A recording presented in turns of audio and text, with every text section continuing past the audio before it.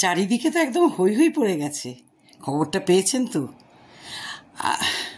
আগামী 13ই সেপ্টেম্বর আমাদের সায়েন্স সিটির মেন অডিটোরিয়ামে হৈ হৈ করে অনুষ্ঠিত হতে চলেছে Novesta group presents BFTA, Bengali film and television award. গত 2 বছর হয়েছে, খুব হৈ হৈ করে হয়েছে।